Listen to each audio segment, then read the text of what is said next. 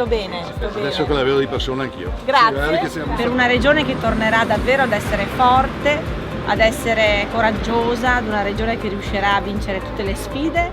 Sta ripartendo, sa signora, 46.000 posti di lavoro. Possiamo aver fiducia? Sì, dovete. L'ultima tappa, 579esimo comune, tanti mercati. Ha visto? Di più il giro della regione che ho fatto. Per cui abbiamo nel nostro programma un piano per il rilancio anche dei centri urbani, sostegno alle piazze, ai mercati. Ma si può ripartire, anzi dobbiamo ripartire. Bocca al lupo. Sì, giurisprudenza, vengo da un esame. Tutto bene. Complimenti. Molto bene. Come andiamo? Tutto bene? Vecchio cara. Sei giovani nel cuore, sei giovani nella testa. Questo è il bar più piccolo Hai al mondo. ragione, eccolo qua. La genialata.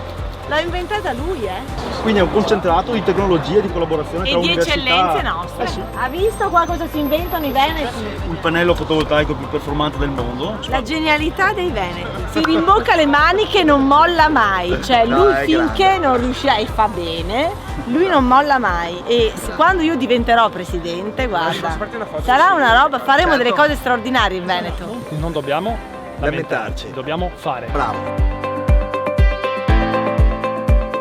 Fornisci qualcuno che si interessi di agricoltura. Ma certo Fammi che c'è. una cortesia. Sono convinta che riusciremo davvero a dare una prospettiva di speranza e di fiducia a questo territorio così bello e così grande.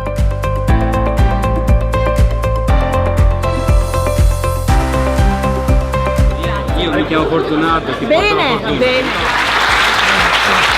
Voglio veramente ringraziarti per l'esempio che hai dato anche nell'interpretare in questo modo la campagna elettorale, girando tutti i comuni del Veneto. Già questo è un segno di metodo che fa la differenza. Ho detto guardate che dal giorno dopo in cui sarò eletta presidente sarò io a venire da Borgi. Abbiamo fatto più di 35.000 chilometri, abbiamo incontrato con modalità molto semplici nei bar, nei mercati, nelle piazze, nelle imprese, più di 150 imprese, 60.000 persone incontrate.